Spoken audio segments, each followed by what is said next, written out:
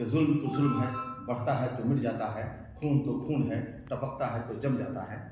अगर विकास किया है तो जहां बिहार था वहीं बिहार क्यों रह गया है? दुनिया के सामने, इस देश के सामने सबसे बीमारू राज्य, सबसे कमजोर राज्य, सबसे बेरोजगारी वाला राज्य, सबसे अशिक्षित राज्य बिहार क्यों जरूरी है? अरस्तु कहता है कि जब अच्छे लोग घरों में कैद हो जाते हैं तो जितने लोग गुंडा मवाली होते हैं, समाज के छुटवा लोग होते हैं, वह सत्ता पर बैठ जाते हैं और अच्छे लोग घरों में कैद हो जाते हैं।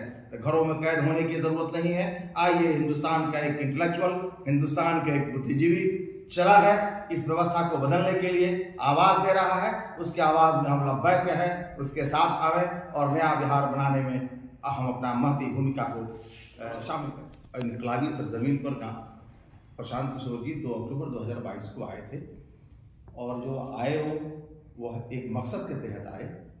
गांधी भी 12 अप्रैल 1917 को एक उद्देश्य के पूर्ति के लिए आए थे। चंपारण में किसानों के साथ जो जुल्म हो रहा था, ज्यादती हो रही थी, उस वक्त फैज़ अहमद फैज़ ने लिखा था कि जुल्म तो जुल्म है, बढ़ता है तो मिट जाता है, खून तो खून है, टपकता है तो जम जाता है। उस परिवेश और पटापेक्ष में गांधी आए थे और आकर चंपारण में अंग्रेजों के खिलाफ आवाज को बुलंद किया था। उसके 106 वर्षों के बाद प्रशांत किशोर गांधी के प्रतिरूप के रूप में गांधी के नीति और सिद्धांत को लेकर भितरवा आश्रम में 2 अक्टूबर 2022 को आए और गांधी के प्रतिमा के सामने उन्होंने शपथ लिया कि आज हम इस 40 वर्षों से बिहार की दुर्दशा को जो देख रहे हैं, इसको दूर करने के लिए हम आज अज़्म लेते हैं, आज पुख्ता इरादा लेते हैं और चंपारण से आशीर्वाद लेकर मैं इस बिहार को बदहाली से बचाने के लिए यहाँ से कूच करते हैं। 2 अक्टूबर 2022 को जो चंपारण के लोगों ने जो उनका साथ दिया और उनके साथ समर्थन का जो वादा किया, उस ताकत के बुनियाद पर प्रशांत किशोर निकले, यहाँ से मोतिहारी गए, गोपालगंज होते हुए पूरे बिहार का पद यात्रा किया और लोगों को समझाने का प्रयास किया कि ऐसे वक्त में हम क्यों आए हैं बिहार में।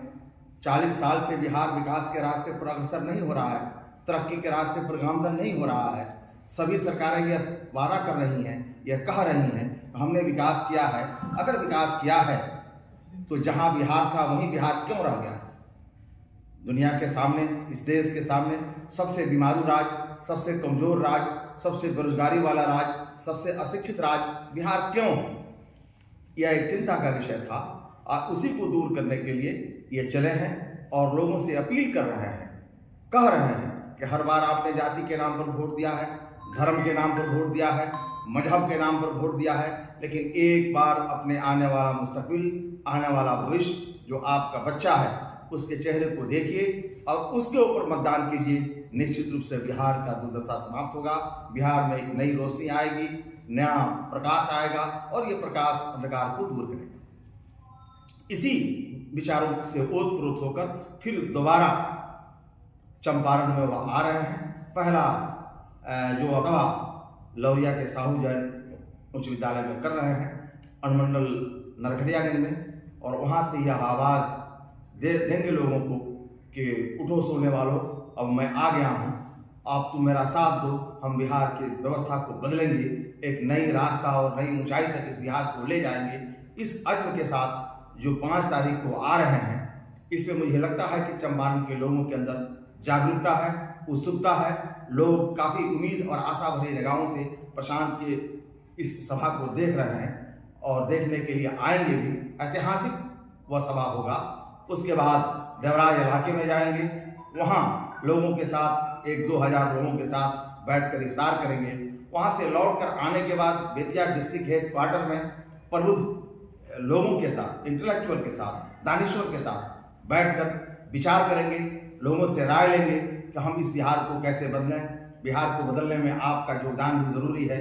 अरस्तु कहता है कि जब अच्छे लोग घरों में कैद हो जाते हैं तो जितने लोग गुंडा मवाली होते हैं, समाज के छुटवा लोग होते हैं, वह सत्ता पर बैठ जाते हैं और अच्छे लोग घरों में कैद हो जाते हैं। तो घरों में कैद होने की जरूरत नहीं है। आइए, हिंदुस्तान का एक इंटेलेक्चुअल, हिंदुस्तान का एक बुद्धिजीवी चला है इस व्यवस्था को बदलने के लिए, आवाज दे रहा है। उसकी आवाज में हम लब्बैक हैं, उसके साथ आवे और नया बिहार बनाने में हम अपना महती भूमिका को शामिल करें। चंपारण की सरजमी पर इस वक्त बीजेपी की पूरी पकड़ है, पैठ है। क्या आपको लगता है कि आपकी लड़ाई सीधे एनडीए से है कि इंडिया से है आने वाला समय में? देखिए, मेरी लड़ाई ना इंडिया से है और ना एनडीए से। मेरी लड़ाई गरीबी से है, मेरी लड़ाई दुर्दशा से है। नौजवानों के जो साथ इस्तेहसाल हो रहा है, उनका शोषण हो रहा है। हम भारतीय जनता पार्टी हो या राष्ट्रीय जनता दल के लोग हों, इन लोगों ने हमारे नौजवानों को बंधक बनाया है, मजदूर बनाया है, मजदूरी करने पर मजबूर किया है। उससे मुझे उसको निकालना है और बिहार की खोई हुई प्रतिष्ठा को वापस लाने के लिए ये महावीर की धरती वाला राज, गौतम बुद्ध के धरती वाला राज, गांधी के कर्मभूमि वाला राज को स्वतंत्र कराना प्रशांत किशोर ने अगर चला है तो मेरा अज़्म इतना बुलंद है कि पराये सोलों का डर नहीं। मुझे खौफ आतिश से गुल से है, कहीं ये चमन को जला न दे, कहीं ये चमन को जला न दे। मेरा अज़्म मैंने इसलिए कहा है कि वह अज़्म का मतलब होता है इरादा। पुख्ता इरादा के साथ आंधियों से लड़ने की क्षमता हमारे नेता को है। वह किसी जाति के बुनियाद पर नहीं आ रहे हैं, वो किसी धर्म की बुनियाद पर नहीं आ रहे हैं, वो किसी समीकरण के बुनियाद पर नहीं आ रहे हैं। हर समाज के लोगों को ये बता रहे हैं, बिहार को बनाने के लिए आप अपने बच्चे को देखिए, आप अपने को देखिए, एक नई रास्ता निकालिए जिससे बिहार तरक्की के रास्ते पर आगे बढ़े।